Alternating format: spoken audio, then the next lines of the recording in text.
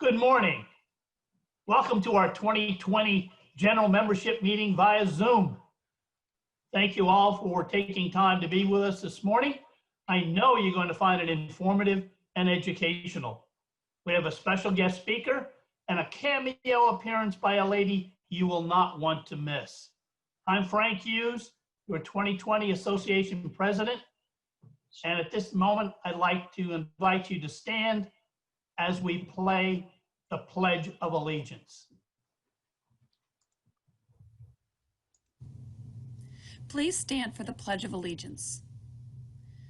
I pledge allegiance to the flag of the United States of America and to the republic for which it stands, one nation, under God, indivisible, with liberty and justice for all.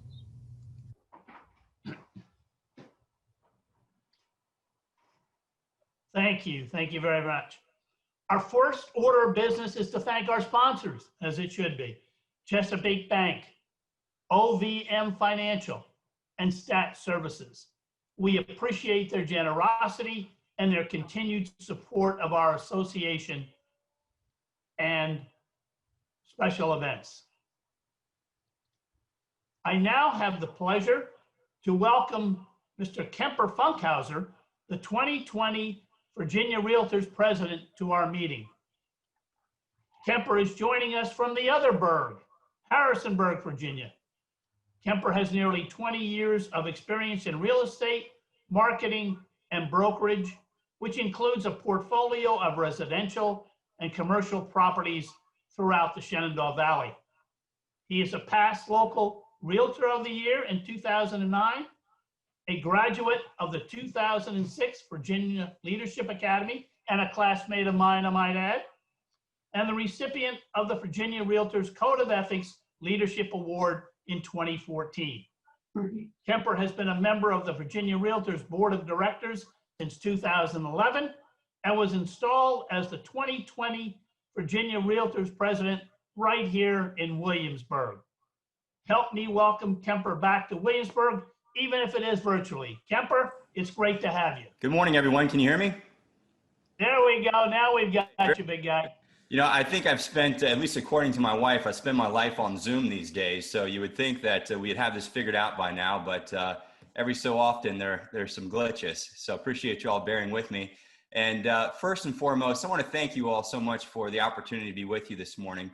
It's always a pleasure to be with our members, even if it is virtually. Unfortunately, of course, we'd like to be a person-to-person this year, but that didn't happen. But first, I just want to say thank you all for this time. I want to congratulate Lauren Rogers for the excellent work she's done in being selected as one of National Association of Realtors 30 under 30. You know, anytime we have a Virginia Realtor that has stepped up into the national spotlight, that's really a special thing. And I just want to congratulate Lauren for her great work and for NAR selecting her for that incredible award. You know, this certainly has been an unusual year. And I've always said, in the face of great challenges, there's always great opportunities. And this really has been a wonderful opportunity this year for our association to step up and to provide so many new member benefits and resources to our members, and to respond in a way that I think our members really should be proud of Virginia Realtors. You know, we began 2020 with great excitement for our centennial year, kicking off the 100th anniversary of Virginia Realtors. We had a very strong legislative agenda, very ambitious legislative agenda, I might add. And we had many member services and events that were planned for our association that we're very excited about. But of course, mid-March hit and we had to make a quick change. We began to respond to this ever-evolving world and started asking the question, you know, how do realtors conduct business in this new normal? And we put our team together and we discussed what was going to be most helpful to our members. And we created the COVID-19 resource page on our website. We had rave reviews over that. Our members were very thankful for that resource. And most importantly, we kept that up to date in a timely manner, really almost every day as the situation changed. A great benefit that we also already had in place that our members used quite a bit was the legal hotline. In fact, we've had nearly 1,500 calls this year on the legal hotline. That's a great resource for our members and continues to today. We also asked the question, how do we engage with our members more? How do we engage with our volunteers?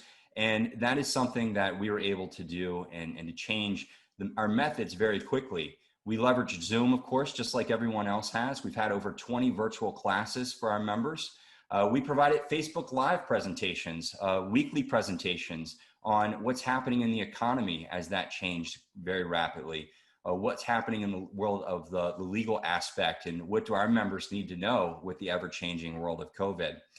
We also shifted our governance online, and our committees, our leadership team, our board of directors have all continued the association's business virtually. So we've made changes very quickly in our association, and we've done that in a way that, again, our members should be very proud. We've also stepped up to fulfill additional opportunities that we didn't even realize had existed, and things that we had started to plan for, but didn't realize the timing was going to be so important this year for various reasons.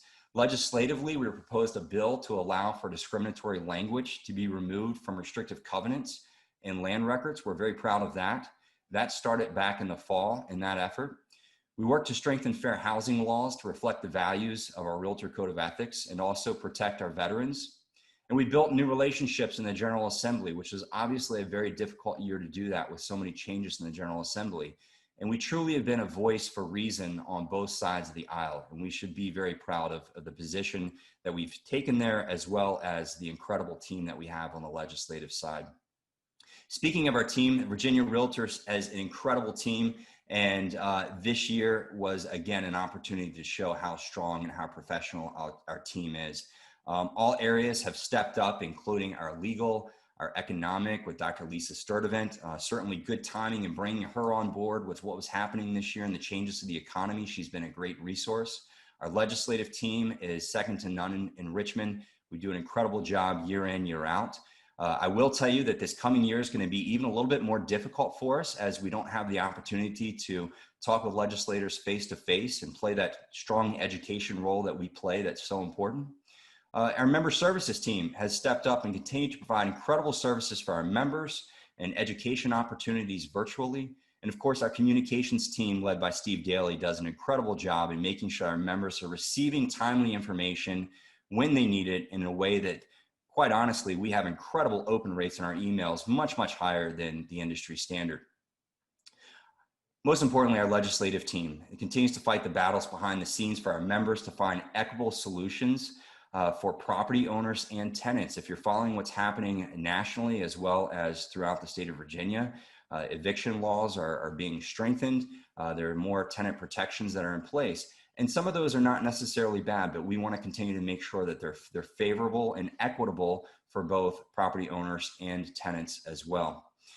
Next, I'm proud to announce that we've hired a new Senior Vice President of Community and Industrial Relations. Leslie Frazier joined us from the governor's office, and she'll be focused on housing policy, fair housing issues, and housing opportunities as well. So we're going to see some new opportunities for us to engage with other organizations throughout Virginia and across the nation as well. They're going to help bring housing opportunities to Virginia through the Virginia Association of Realtors. If you haven't heard about this on Facebook, I'm very pleased to announce that Terry Suit, our CEO, hopefully you all know Terry by now, was selected by Virginia Business Magazine as one of the top 500 business people in Virginia. This is the first year that Virginia Business Magazine has done this. And this is not something that you can apply to be selected for. Virginia Business does their own research, and they go out and they find who truly they believe the top 500 business leaders in Virginia, and Terry Suit was selected for that. So what an incredible accomplishment for her, as well as Virginia Realtors as a whole. You know, this year we have accomplished a lot. It's certainly not been what we had expected. It's not been what we had hoped for. But as I mentioned, it has created a lot of great opportunities for us to step up and to meet those challenges and to continue to be focused on accomplishing more for our members. Looking ahead, I want to invite you to the September sessions that start this week with committee meetings, then the board of directors meeting and the delegate body meeting as well.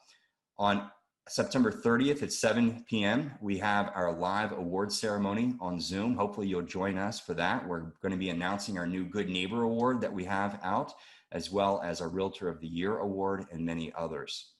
You know, although this centennial year has not been what we expected, we did not have the opportunity to be getting ready to head to Richmond in a few weeks to see each other and celebrate our centennial year, which we will be doing next year, hopefully in person. I do want to let you know that our 100-year book commemorating the rich history of Virginia Realtors is getting ready to be released in the next couple weeks.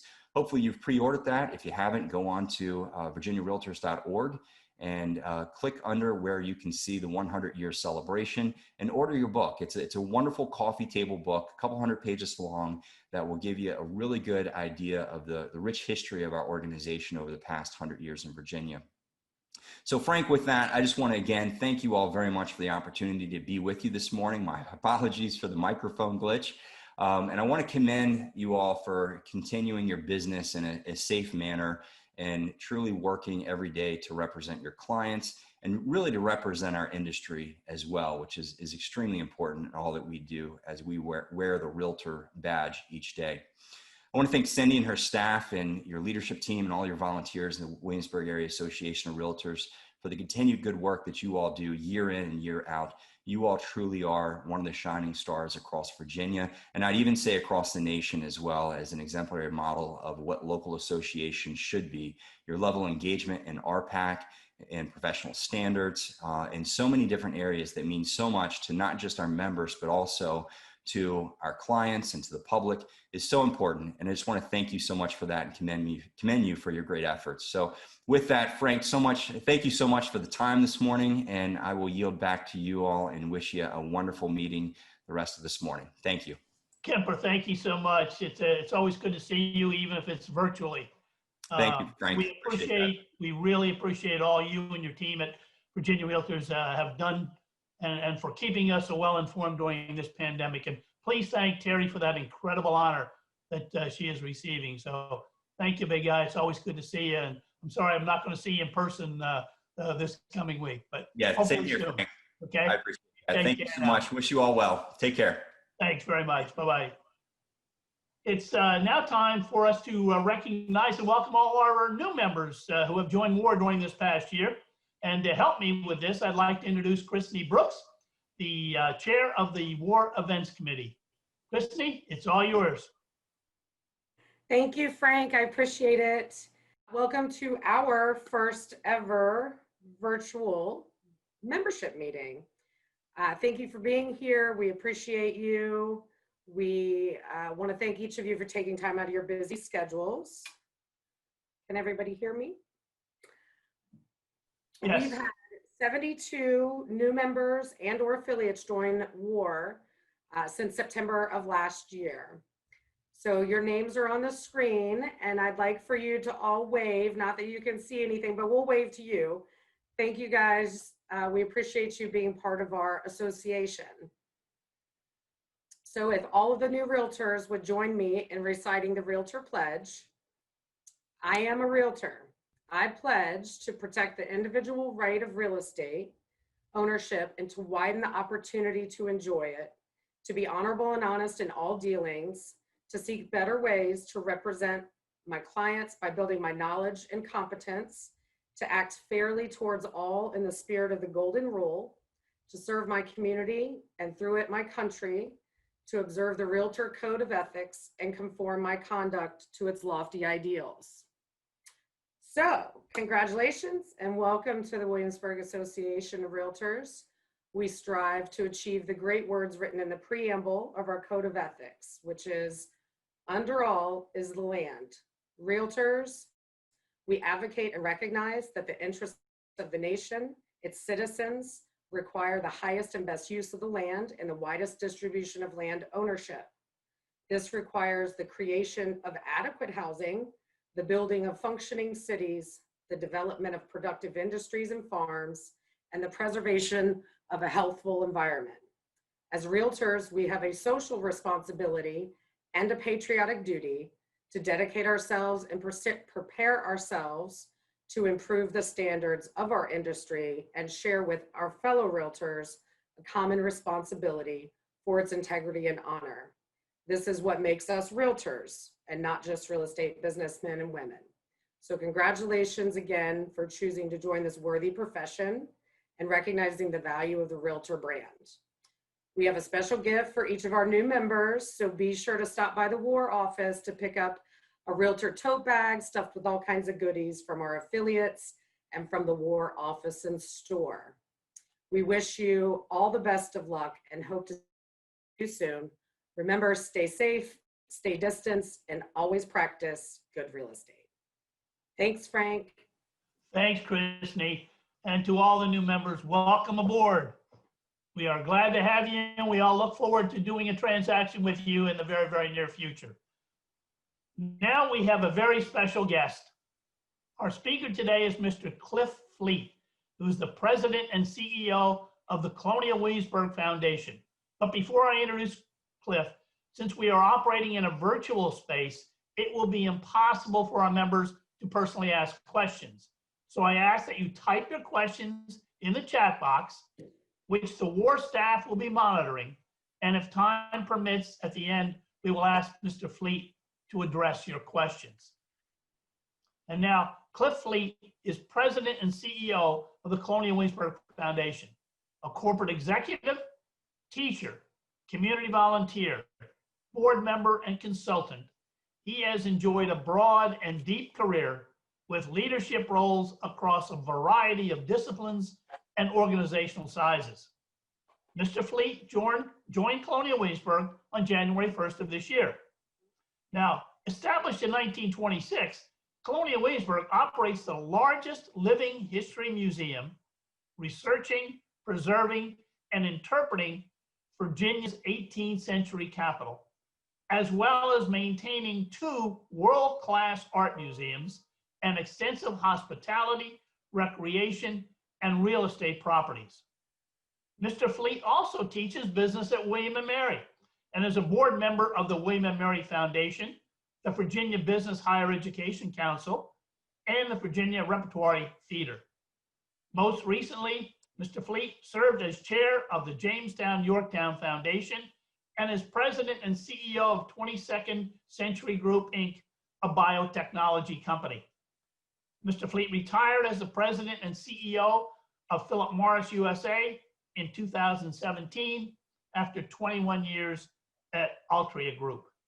A native of Virginia, Mr. Fleet earned four academic degrees from William & Mary, including graduate degrees in history, business administration, and law. This is a distinction that is shared with approximately 14 other alumni since the university was established in 1693. What an incredible accomplishment that is. Please welcome Mr. Fleet to our general membership meeting. Mr. Fleet, the floor is yours, sir. Thank you for that very warm introduction. My friends at William & Mary tell me that the 4 degrees is really a sign of the fact that I wouldn't leave, and that eventually they had to give me the degrees to force me to leave the school from an earlier time in my life. It is indeed an honor to be here today to speak with you all. I would love to get the questions and things as we flow a little bit later on, but what I wanted to do in the beginning of this this session is talk about a couple of things. First, I wanted to talk about what the foundation has been doing this year, how we've been managing through what I call the trifecta, which is the triple whammy of the health, economic, and social issues that we've been facing this year. And talk a little bit about not only have we survived, but I would argue thrived in a lot of cases as we've worked through this very challenging time period. The second thing that I will turn to then is to talk a little bit about the long-term work at the foundation, because as we have dealt with the short-term issues this year, we've also have been keenly focused on our long-term plans and what we need to do to restore the long-term financial health of the foundation, with a key date focusing on 2026, which is a critically important date not only for the foundation, but also for the region. 2026 is, of course, the nation's 250th anniversary, and it is also the 100th anniversary of the Colonial Williamsburg Foundation. So a very important date for us, which I will turn to in a moment. Before I begin, though, I want to recognize and thank you all for your support of the foundation. The CW History Series, where I think we'll have some people come in and speaking to you over the course of this fall, is a wonderful opportunity for people who work at the foundation to talk about their work and explain what they do and how they do it. It's the reason we exist, to educate people and to share our mission. And so we are very grateful for opportunities to do that. And thank you for enabling that. You know, I often get asked, if you had known what you know now, would you have taken the job at the foundation? Because of course this year has unfolded, I think, in manner that nobody thought at the beginning of the year. And the short answer to that question is, of course. This is a wonderful job, a wonderful opportunity in a community that I absolutely adore and love, having spent most of my life either living in it or moving in and out of it as a board member or actively engaged citizen living just 45 minutes away in Richmond.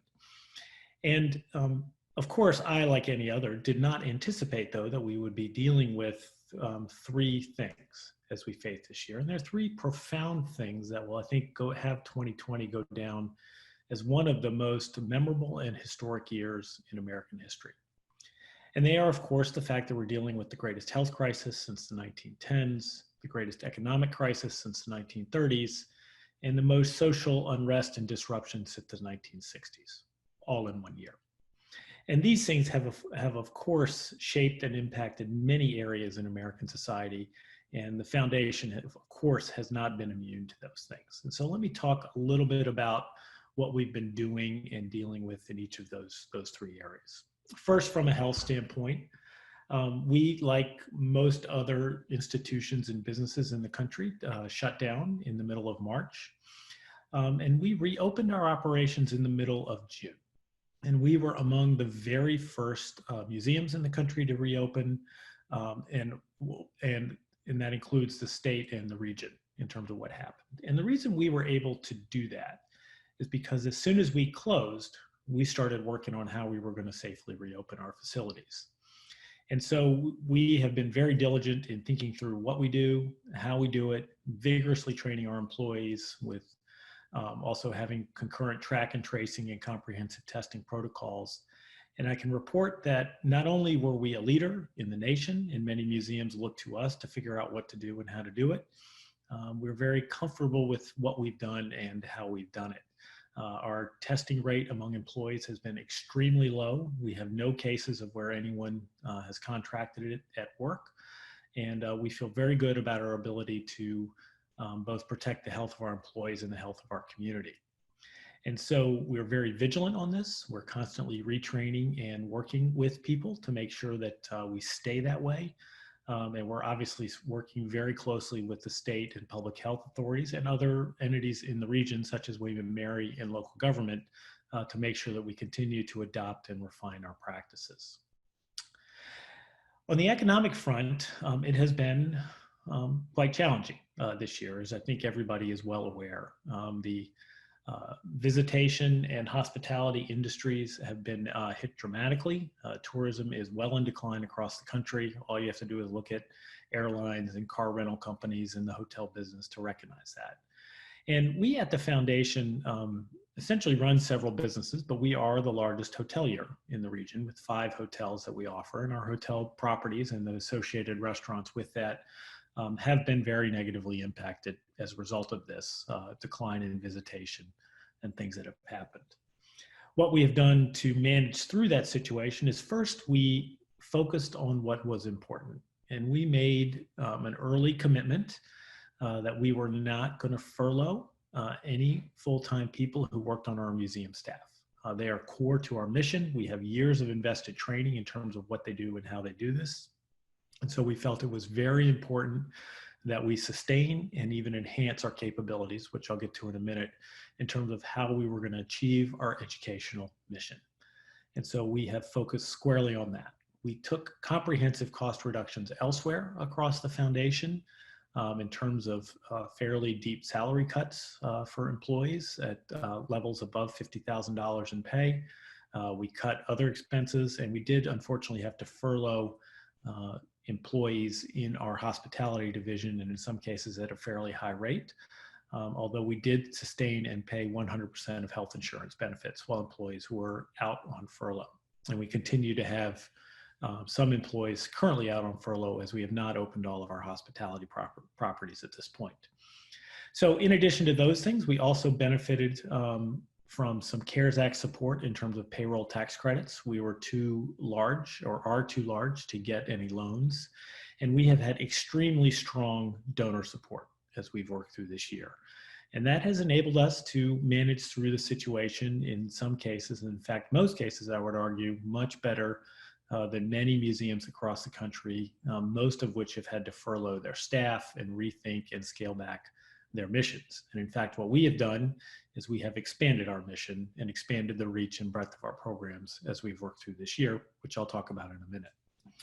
The third area that we have been keenly focused on is the social disruption and unrest.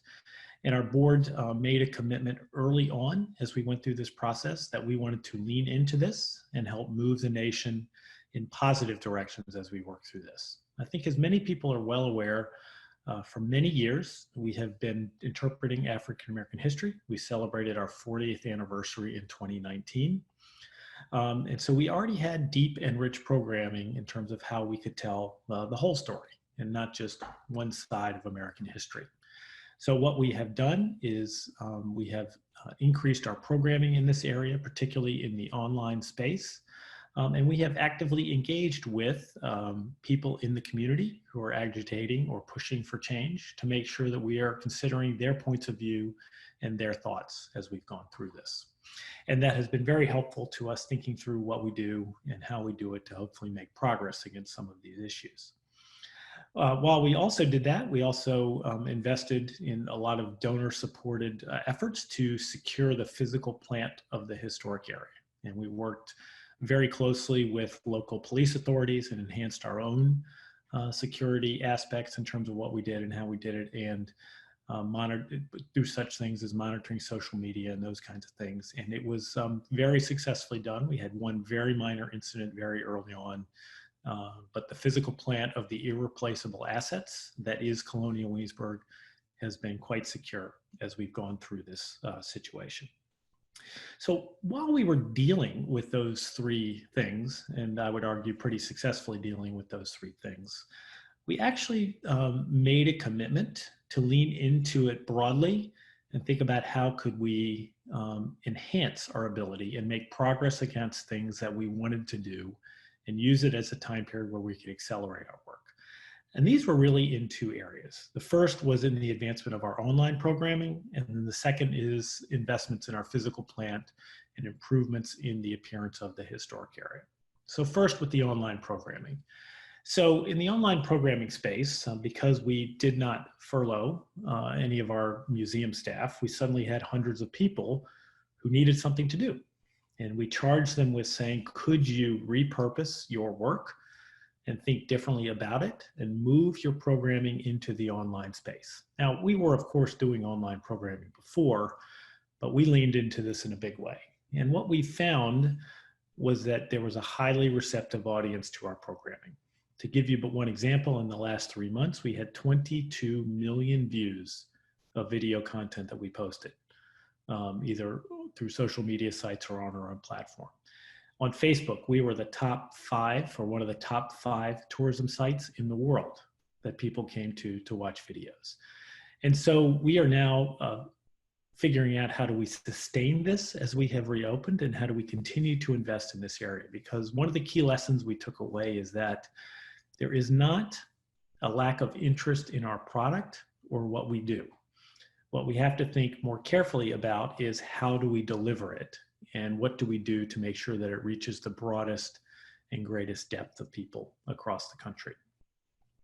This online programming work also included changes to our teacher training program, where we have trained over 1,000 teachers over the past few years. And instead of bringing the teachers to Williamsburg, we delivered the programming online. And that has caused us to rethink about what we do and how we do it, and expanding the breadth and depths of our Teacher Institute programs, which are designed to give teachers the tools and capabilities to continue teaching American history and civics in their classrooms in a time period when much of the investment and attention and energy on those spaces continues to be under pressure in the United States. The second area we leaned into very heavily was investment in the physical plant. And it is very difficult for me to go a day where somebody does not pay me compliments on all of the things that has happened and all the things that we have done.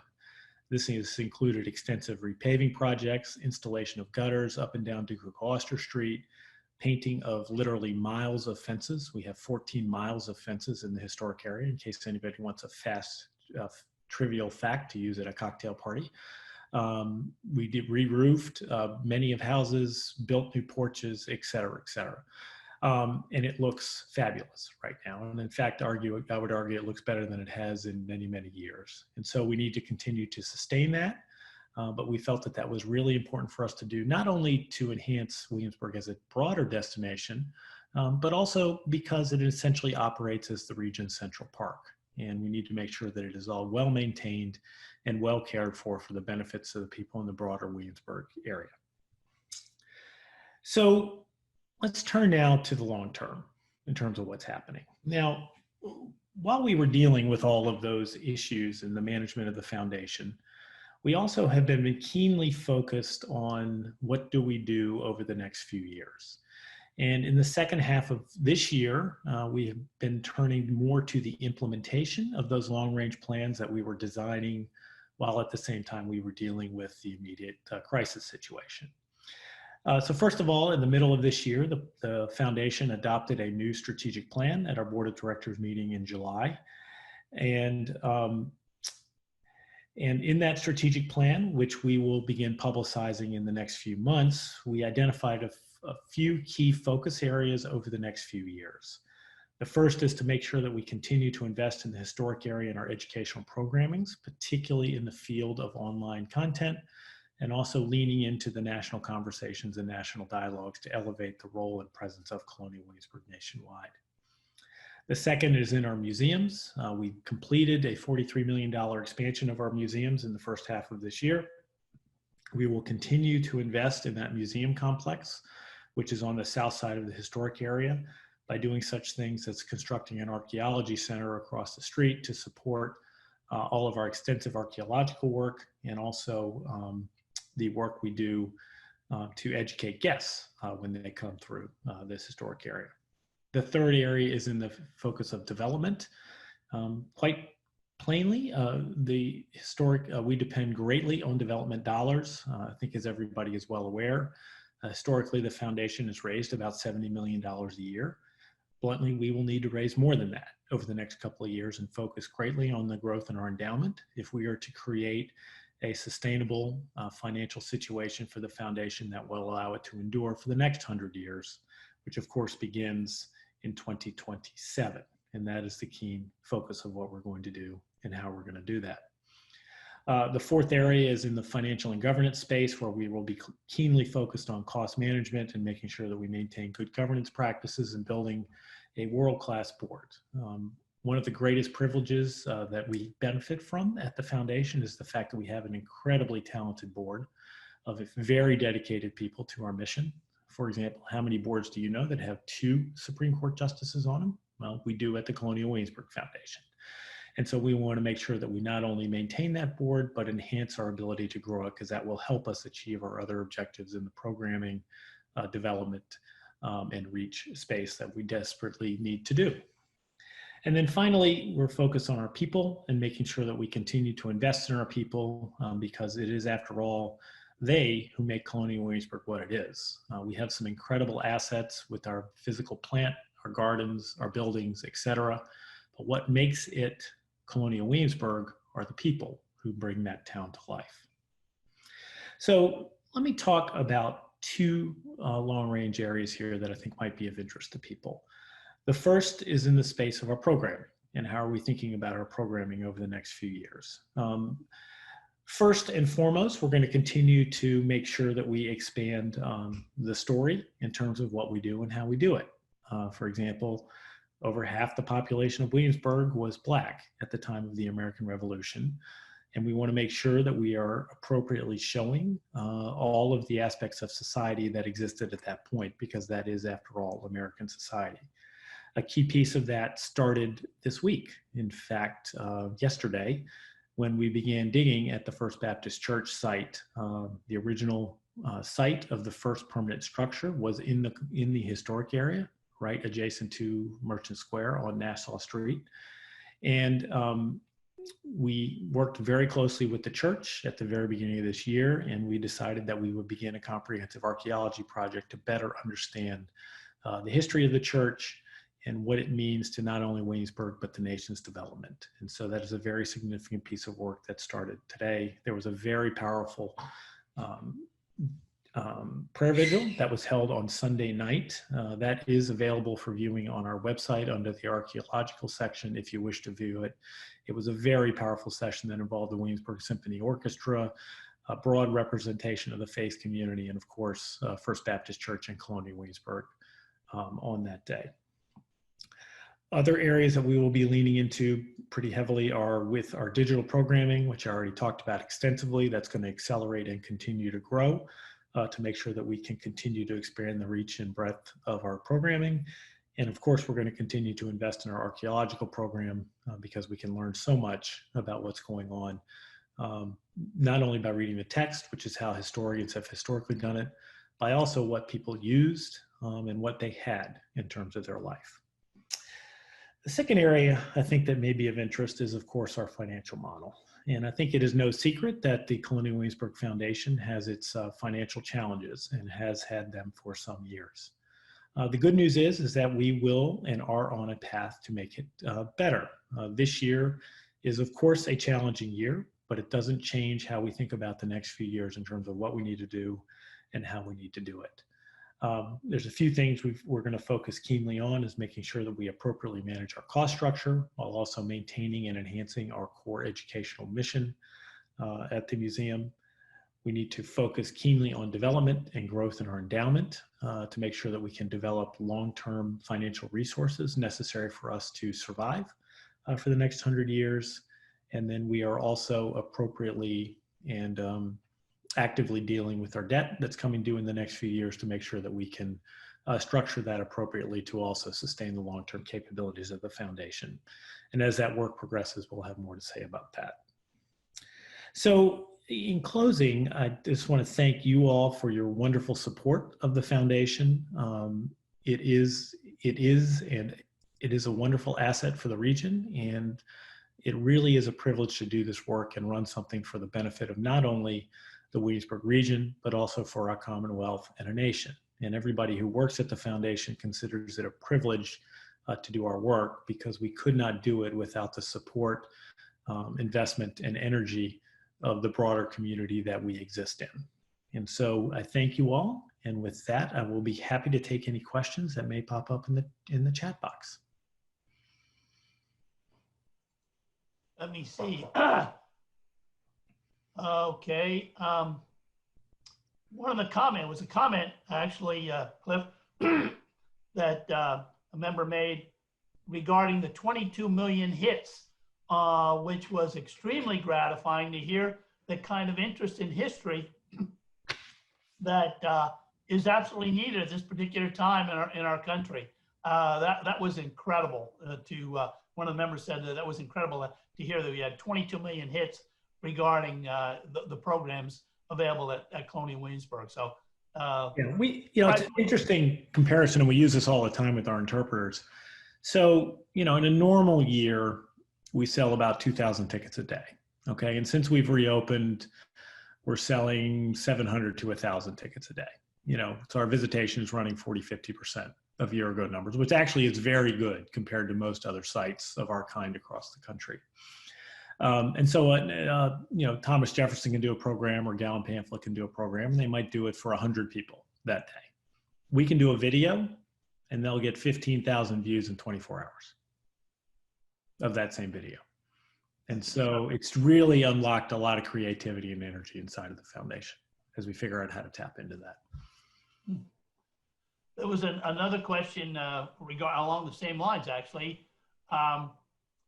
Will there be a continuance or a growth in the number of first-person interpreters that we'll see in the restored area? It depends on how you want to measure that. In terms of number of employees, probably not. What we're trying to do is maximize time in costume for employees, and we're trying to also maximize the time that they spend in public facing spaces in the historic area, because we want people to feel like there's more people in the historic area. So the answer to the question is yes, but it's not necessarily going to be from a adding headcount perspective. It's going to be more from a how we run the operation and how we deploy the assets in the historic area. Okay. And finally, there was a question about the Christmas programs. Will they be in full force this year as they have been in the past? Yeah, so that's a great question. We are, of course, operating under the auspices of what the state and governor will allow us to do. And right now, we're limited to group sizes of 50 people in terms of what we do and how we do it. And that obviously presents us some challenges in terms of how we operate the foundation. Now, we anticipate and are hoping that we will be at a different number by the time we get to Christmas in terms of what we will be allowed to do. And so we have put forth some plans, which hopefully we will be able to publicize soon, that involve taking our traditional Christmas events, such as grand illumination, and spreading them over a number of days so that we can minimize crowd sizes and spread it out so that people will be able to enjoy our traditional Christmas events, but they may not be quite as grand in terms of size as they've been in the past year, because we're obviously living in a time period where gathering large numbers of people together is challenging, from a public health standpoint. So the answer is we are working really closely with the with the city and local health authorities to devise plans that will allow them to go on, albeit very differently. And that includes the ice rink and the grand illumination and the other things that people love. Now, we have already announced for Halloween that we are not going to do trick-or-treating in the historic area because we just don't feel like that's an appropriate thing for us to do. But we will be doing other events around the holiday in terms of lighting of the crescents and other things like that to bring people down there and recognize it as a nice time for us to gather as a community. So I can speak for my wife. She's going to be very glad to hear that. yes. Yeah. But I will say this, of course, everybody's got to be flexible this year, because if we get guidance from, the state that says you have to do something, we're going to comply. So I've got two other questions. I'll let you go. One said, are you revamping the Good Neighbor program for local residents? We are looking comprehensively at the intersection of our Good Neighbor program, our donor events and things like that in terms of what we do and how we do it. This year, what we have tried to do is reduce the amount of friction for people to access and participate in our programming. So for example, our ticketing is substantially reduced from what it has been at years past. Our incentives are greatly enhanced because we just want people to enjoy the experience this year as we kind of manage through a challenging situation. And then it looks like the second question is on parking in the historic area. And that's it's a fairly complex question. We are looking at all of our real estate assets and working closely with the city and indexing the various plans that have been put to place over the past few years and figuring out what are the right ways for us to use all of our real estate assets in the right way to benefit the region over the long term. And that may include some ways we think about parking and processing guests. For example, well over half of our tickets now are sold online.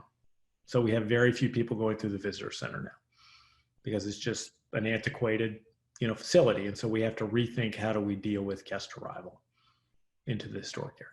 So very good. Well, Cliff, thank you very much for taking time to spend with us this morning. It sounds like you've had an incredibly hectic schedule. January 1st. I'm surprised you were able to give us a few minutes today, but thank you very much. Thank you all very much for your time. I can tell you that realtors understand the importance that CW plays in drawing our clients back to Williamsburg. They've been coming here for years, and they finally decided, I want to move there. So on behalf of all the realtor organization, thank you for all you are doing and for the foundation is doing. We thoroughly enjoyed having you today. Thank you very much for having me. So you guys have a wonderful day. Thank you. Bye now. Bye. Now I'd like to introduce my good friend, Mr. Bobby Jankovic, the WMLS president, who will give you an update on their activities for this past year. Bobby? Frank, thank you very much. I appreciate it so much. Thank you, Mr. Fleet. That was very interesting. Just like to start real quick by thanking Frank again, Cindy, Sue, and Rita for putting this on. All of the Williamsburg staff has been very helpful. Thank you to my fellow panel members and to my board of director members at the Williamsburg MLS. I appreciate all of you. Thanks to all of the attendees this morning for spending time out of your busy rainy morning to join us. Don't forget to turn in your mixology registration forms, everybody. I've got mine right here. I need to get it over. RPAC is so important to our business. I just would like to start by saying it's been a very unusual year. I'd like to recognize that it's presented the real estate industry with some unanticipated challenges. However, once again, the Williamsburg Realtors have risen to the challenge. Our market remains strong as a result of your hard work and the ability to be creative and innovative. During this time, the Williamsburg Board of Directors has continued to work on your behalf to launch new products and services, which are designed to make your jobs easier and more efficient while keeping you at the center of the transaction while you work to secure and retain clients. The Board of Directors found a way to continue to provide quality services and support while eliminating and reducing some fees.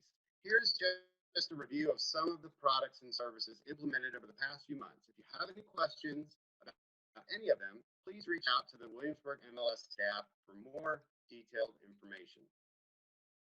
Well, we launched an online series of courses, advanced matrix classes covering comprehensive CMA, auto emails, hot sheet and market watch configuration, client auto emails and matrix tips, and public record searches. If you've missed these training sessions, they were recorded and can be easily accessed at any time. We've launched a new lots and land input form on April 1st. We launched Clarity very recently, the dashboard offering a one-stop single sign-in access to all MLS products.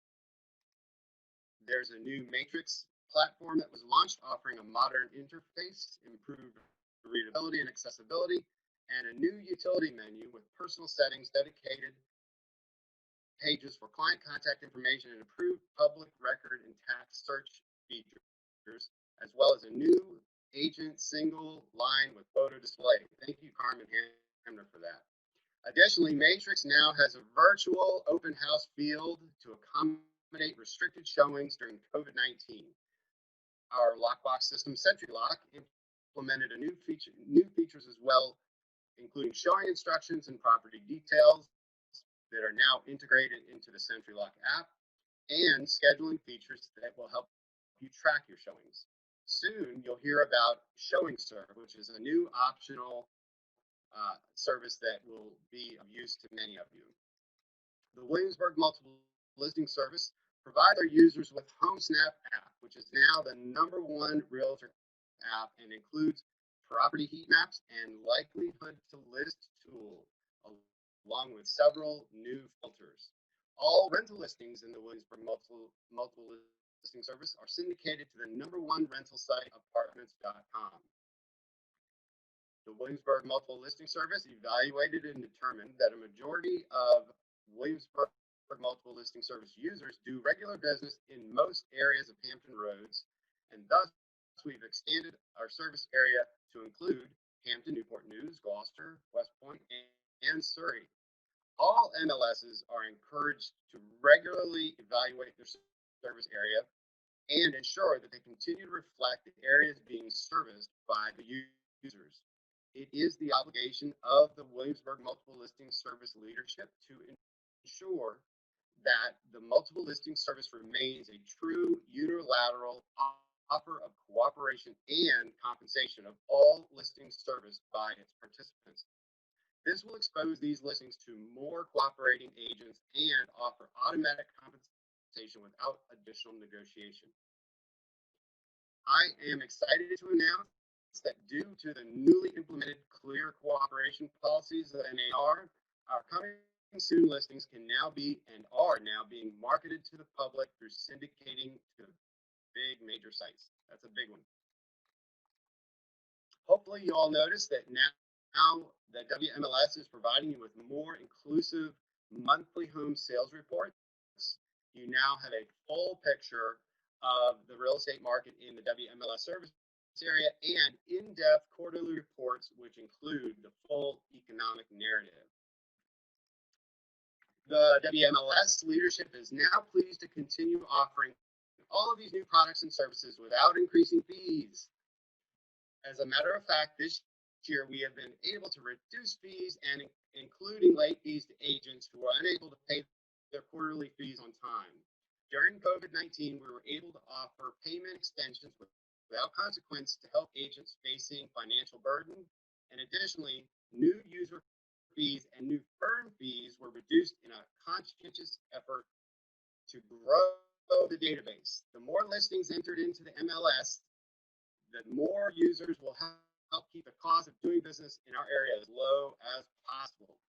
So on conclusion, the leadership of the WMLS continues to listen to brokers and agents that it serves while trying to balance the fiduciary responsibilities we have of running a business that serves a growing membership. If you do have a topic that you would like to discuss, we are willing always to take the time to include you in our monthly agenda. I thank you for your support this past year as we've all faced some truly unique and challenging times, but the strength of the real estate market is a testimony to your professionalism, your flexibility, and the integrity of all Williamsburg real estate agents. With that, I am completed. Thank you, Frank, and thanks again to everybody.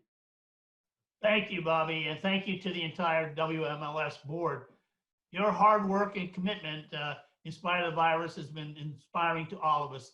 The countless hours you spent to develop and help guide our business practices is often overlooked, but I want you to know that it's very deeply appreciated. Meeting virtually is not easy, and you kept the MLS moving forward. Thank you all for your hard work and commitment. It would be easy to look at this year and just wish it were over. And there will be plenty of reasons for you to do that. But I prefer to take a more positive approach. Even with all we brokers, agents, affiliates, and clients have dealt with, masks, sanitizers, booties, reduced inventory, our unit sales are up over 6% year to date.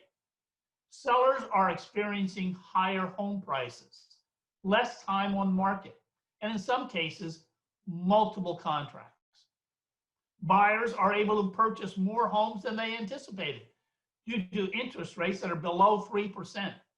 Yesterday, I closed a loan on a VA at 2.25. That's absolutely incredible.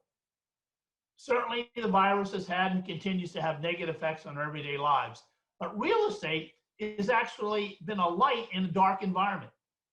Each of you are to be commended on your accomplishments under the most challenging personal circumstances we have faced in our lifetime. You have been creative, you have been considerate, and you've been risk averse. Thank you, all of you, all realtors out there, for improving our realtor image. I and the entire board of directors had lofty goals for 2020. We were challenging each committee to do more, engage more, and even be more creative. Then the pandemic hit. I'm confident our committee chairs and members will all tell you they wanted to do even more. They worked hard, they improvised, and they still managed to achieve many of their goals. To each member of the committees, I thank you. Nowhere have we felt the sting of COVID-19 more than the WAAR office. Cindy, Rita, Angela, and recent addition Caroline remain at their desks while practicing social distancing and continue to provide the services that you expect. We thank them all for being here and are most appreciative for what they've done. To the members of the board of directors, again, my deepest appreciation. I wish all of you could see them in action, literally, debating, challenging, and striving for decisions that are in the best interest for all of you, the members. Each board member, I am grateful for your insight, for your counsel, and for your support.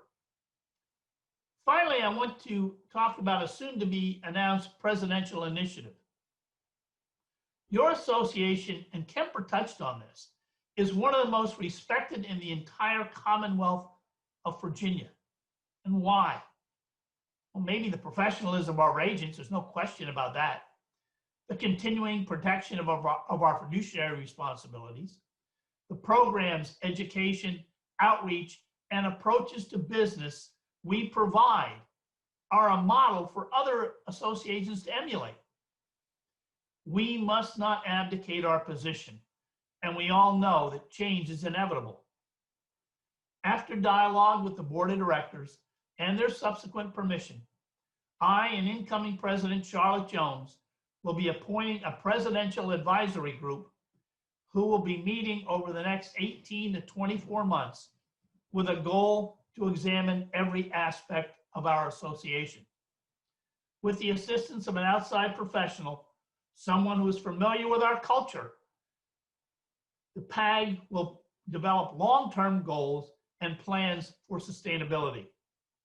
The presidents, board of directors, and executive staff before me were constantly looking ahead.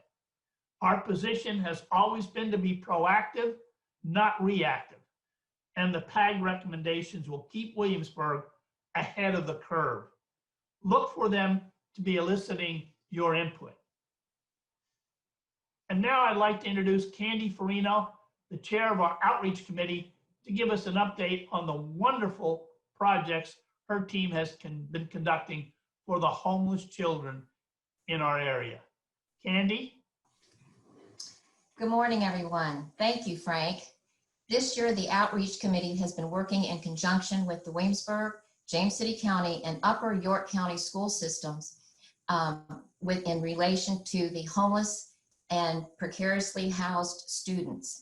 We've been working directly with the educators, facilitators, and the liaisons to those children. Believe it or not, there has been as many as 400 homeless students in James City County, Williamsburg alone. And this number is so fluid, it fluctuates daily. We started out the year with the toiletry drives, as many of you well know. And as we discovered, one of the main reasons the homeless children skip school is because of the lack of personal hygiene products. Some just don't have those items we all take for granted: shampoo, conditioner, toothpaste, toothbrush, just to name a few. And even though the stay-at-home order was put in place while the toiletry drive was just kicking off, we were successful in delivering donations made by you, the WAAR members, to 7 different hotels in the area that house homeless families with children. 122 precariously housed homeless children received this much needed toiletries during the month of April. Then, to keep the momentum running, the committee came up with the idea of a 50-50 raffle online that was conducted by the Raffles Now app and resulted in roughly $590 being collected during the latter part of June. 50% going to the winner of the raffle, our very own Tina Flowers, and 50% going towards the games, toys, arts and crafts items that were delivered to nearly 130 precariously housed children during the month of August. This count went up, and it is now 9 hotels in the area that we visited. Then we were so fortunate to have our WAAR member, Bobby Jankovic, reach out on behalf of First Colony neighborhood and inquire about this year's charitable cause. This resulted in monies being donated as a fundraiser conducted at First Colony on August 1st. It was called the Foals Regatta, and these funds will be used to continue supporting these children, most likely with school supplies, and that again is very fluid of whatever the needs will be, we will be there. And then also throughout the fall and then the holiday seasons as well.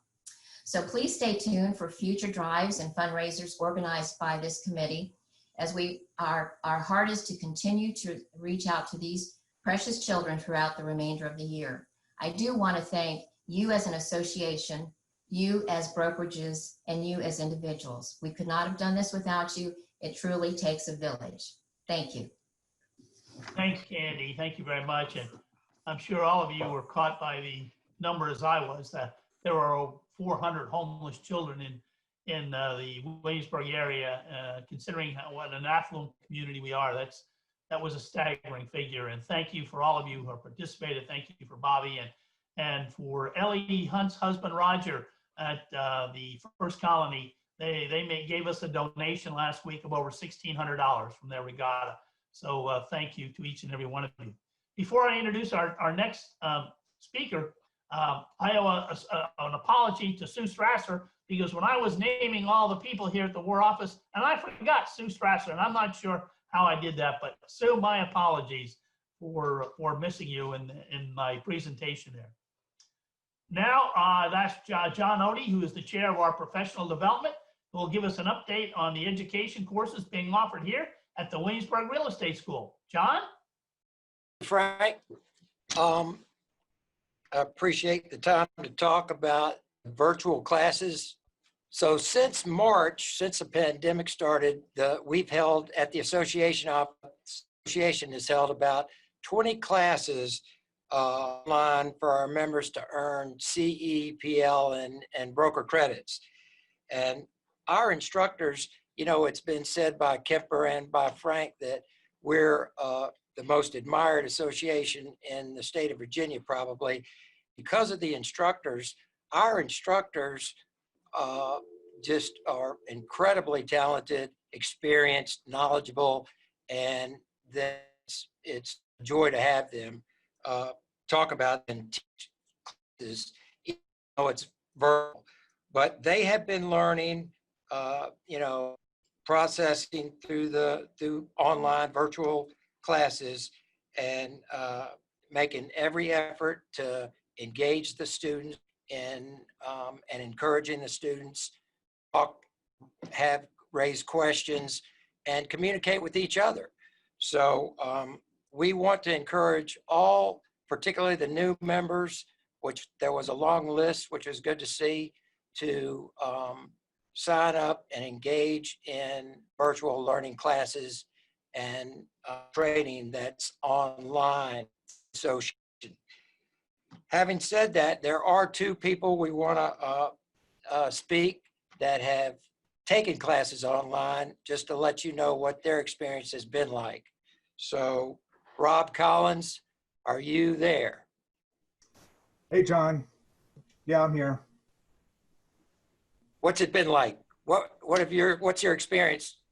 Well, it's been really good. I mean, being a first year agent, you know, the amount of classes that I need to take to you know, be on task and were very important to me that I get them knocked out as quickly as I could this year. Obviously, we're in this market, we're extremely busy. I work for a busy team, so I didn't really have time to get behind in training. So it's been great for me. It's, you know, a few bullet points I had were it's, you know, it just made me feel safe and responsible. You know, I've been able to stay home, not going into a classroom training session, even if I don't feel like I, you know, would get sick myself. I feel like I'm being safe and not dragging it back to my family and that kind of thing, if there is anything like that out there. But the other part has been, it's been nice being at home, you know, the comfort of being in your own home, being able to focus on your training. You know, a lot of times, almost every training I've been in, you know, full of agents that are busy. And as their days are going on, you know, you can't just ignore your phone calls and your emails, especially when you have houses you're trying to sell or list or whatever. So other people's distractions quickly turn into your distractions, which is kind of nice, because if you have a quick email or a text you have to return, you're not, you know, bothering everybody else in the class when you're doing it. It's saved me time and money and travel. I don't know what my deal is, but it seems like every time I leave the house, I have to go buy a coffee somewhere, so I don't do that. And the biggest thing has been, you know, we have a teenager here that's in high school, and she's homeschooling right now, or home as they call it now. And it was really important for one of us to be able to be here. And I think with online training, it's going to make that much easier, not pulling us out of the house for, you know, half a day or whatever. So, and the biggest thing I like most about it is being able to hit that mute button whenever my dogs freak out, you know, and cause a huge commotion. So it's been good for me though. Thank you very much for letting me speak. Thank you, Rob. Keep up the good work. All right, Suzanne. Hi there. I actually think it's fabulous to take classes at WAAR. I always have been a big proponent of it because you get a chance to sit with other professionals and other peers from this area, and you get to know each other, and you get to hear a lot of really interesting stories.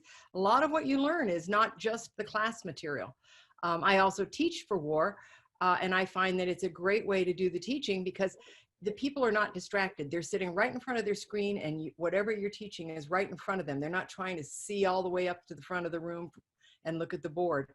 It's a great, great way to learn. I think it's been wonderful. We feel isolated, but we're not because we have a whole classroom full of people.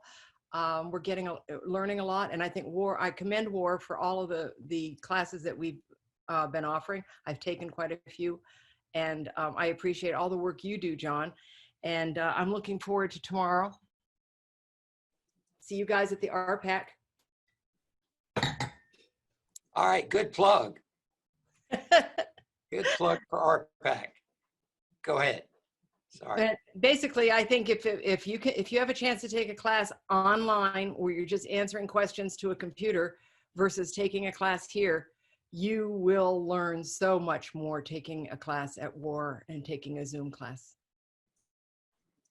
Okay, thank you, Suzanne.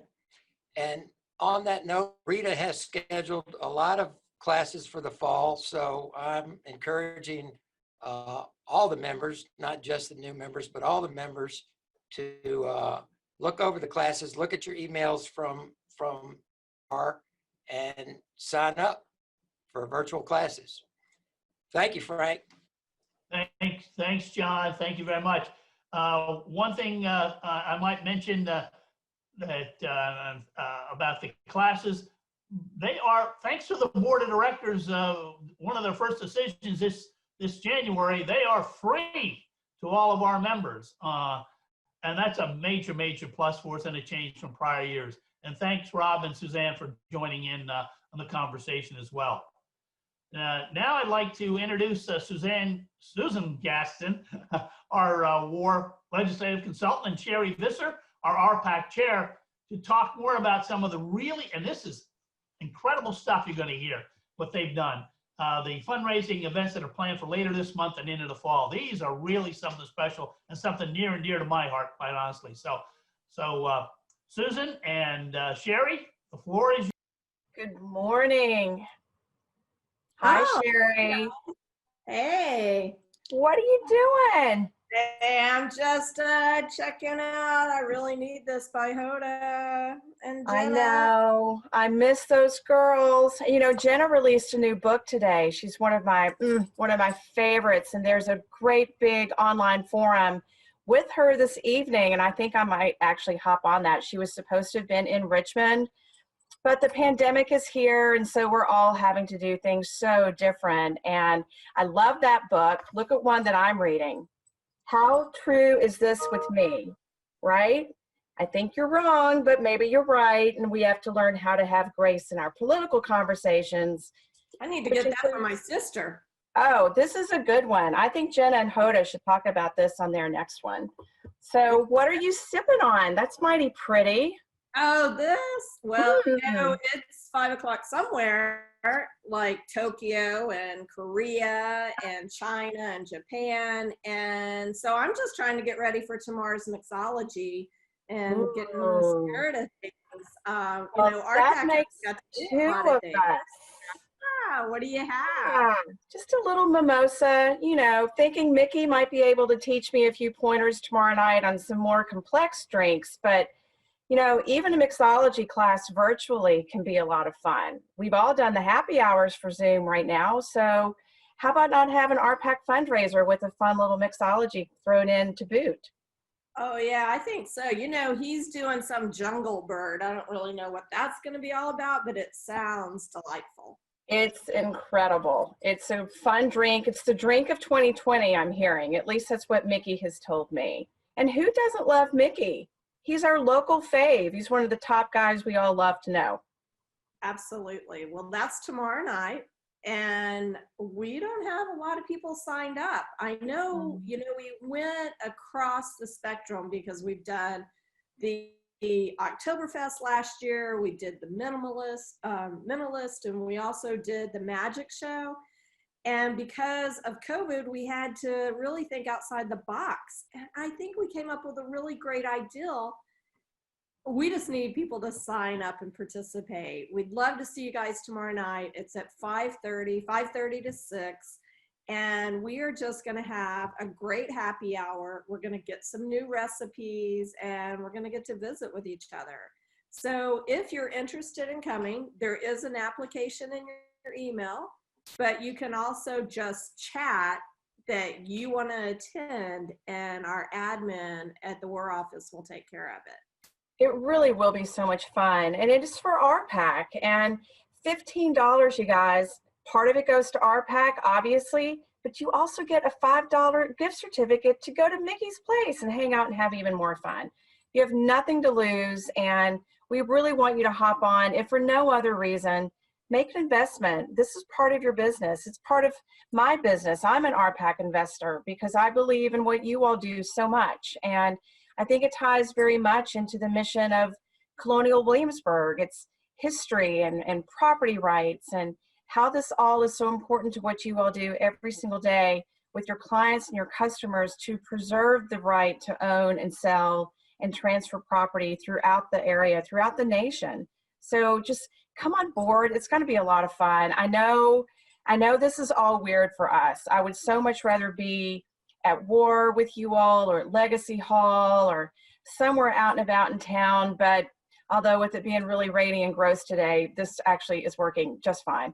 But I do miss everybody. But if we can't be together in person, virtual is the way it's got to be. And we can all enjoy some fellowship, learn about RPAC, have a great conversation with Mickey. He will have a lot to impart. Remember, he also was an elected official one time, so he even knows about RPAC. And we're going to try to throw in a few surprises that I'm not going to share until they actually happen tomorrow. So I think you'll enjoy it, but please come out and support RPAC, support your industry, support Chairwoman Visser and all of her great effort and your RPAC fundraising committee, support Cindy and her staff who work so hard to make sure those transmissions arrive where they need to be at VR and NAR on time, and you get credit for supporting your industry. There is really nothing that you can't love about what tomorrow is going to bring to the table, or into your glass for that matter. There you go. And it's safe because you're going to be at home. Sherri, cheers, my friend. Cheers to a good night tomorrow night. To a good night tomorrow night and a lot of fun. Have a great morning. Bye. Ladies, isn't there something else that you would like to impart to our members? Something else that maybe is on the horizon? Maybe a special guest? Come on. I think there is. And I think everyone knows who she is, right? Once they see her, maybe. I hope so. She's a very, very special lady in this country. No question about it. No question. She is a recognizable face for a lot of reasons, Mr. President. Well, I'm sure she is going to have some words of wisdom as well. So, ladies, why don't you tell our members about what you have planned, what you have up your sleeve besides a Bloody Mary? Madam Chair. Go ahead, Susan. So there's a really nice connection with what you all have seen this morning through my friend Cliff Fleet, the CEO of CW, and what we're trying to bring to all of you to really make CW a part of our everyday lives in our community, but also to support RPAC. So connecting the two and trying to be very creative and innovative this year, Sherri and her RPAC committee have come up with a series of CW historical interpretations that are geared specifically toward WAAR members. Our first one I'm going to leave that little bit of a cliffhanger because I think she's actually going to perhaps make a little bit of a video appearance here in a second. But we'll also have house craftspeople who will actually describe for you what the old custom of home building was like during the 18th century in Williamsburg, and marry that with what today's current housing and construction trades is like throughout the country. It will really bring the past into the present. And we will have another interpreter talking about historic architecture and what it means in the greater context of what you all do, particularly how you look at homes today and through the lens of historic architecture and historic components in construction. And I think maybe, Madam Chair, if you want, I don't know if we're ready for our special cameo friend, but if so, why do you all need me to tell you who might be showing up eventually when you can see this first? And so while I am waiting upon the mayor to call upon me, I thought to make myself available to you. Should you have any questions, it's, as I said, been some time since I've come down to Williamsburg, so I wanted to make myself available to you. It's been an interesting turn of events over the past few years. You know, I was born not 25 miles from this place out in New Kent County. And I have to tell you, Williamsburg has always been like a second home to me. My father, being a clerk of the county, came into Williamsburg on government business quite frequently. And I, being the eldest of all of my siblings, well, I, of course, would join him with as much frequency as possible. And growing up, everyone has known me here. However, I've noticed over the past year or so that instead of calling me Mrs. Washington, they now call me Lady Washington, which is a title that I have had bestowed upon me over the past few years in traveling with my husband to the winter encampments. But I am hoping, my friends, that while we are together, that you might call me just Mrs. Washington, for you are old and dear friends to me. So there you have it. We will be having a very special guest who will be right with all of us virtually, with all of you, to talk about what it was like to be married to the president, what it was like to grow up in New Kent County and to come to Williamsburg, and how everything that they've stood for continue to stand the test of time right here in our own hometown. So I hope you'll join us all with Mrs. Washington, and there will be a great connection throughout the months of September, October, and November with the association and with CW. And with that, Mr. President, Madam Chair, I'll just be mute and you guys can answer or ask any questions. I'm happy to take any from all of the attendees this morning. Well, I can speak firsthand. I've had an opportunity to be in the presence of Mrs. Washington. And I can tell you she is special, to say the least. You are thoroughly going to enjoy her interpretation, her knowledge of the events, her knowledge of the times is just second to none. And I compliment you on that, and the tie-in is just absolutely fabulous.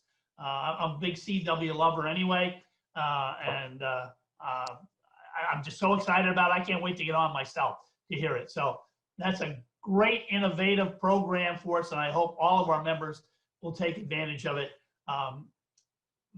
RPAC is near and dear to my heart. It always has been.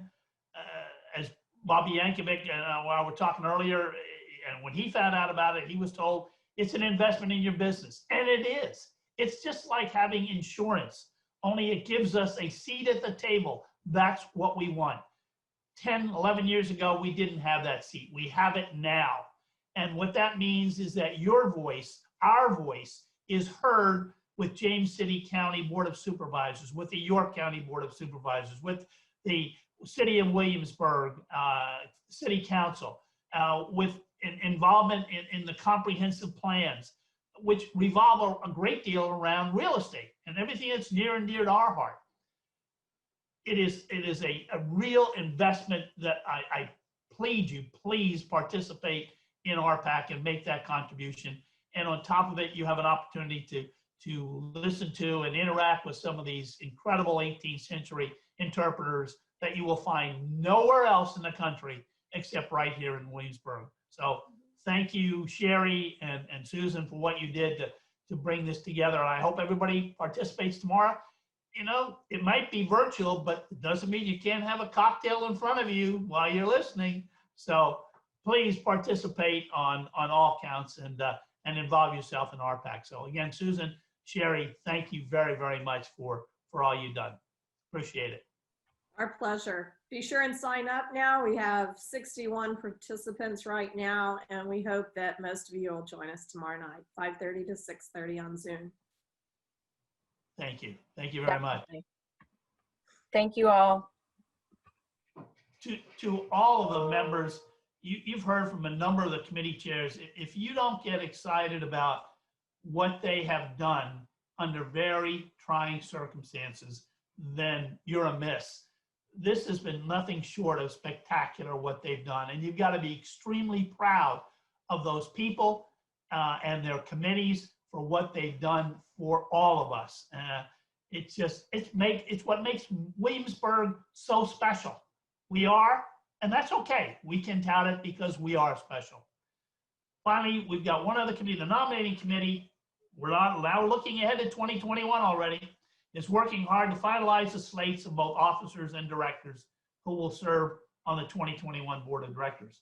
Both slates will be emailed out to the membership next week, and nominations from the association membership will then be accepted for a period of 1 week. Elections will be held in early October. If I can, one final thing, I just would like to thank our sponsors again for all their participation, not only with our general membership meeting, but throughout the year with all of our activities. And I hope we can all be together soon in person instead of the Zoom. As convenient as it is, it's much nicer to be in person. So with that, I'll say stay safe, and the meeting is now adjourned. Thank you so much for being here today. Bye now.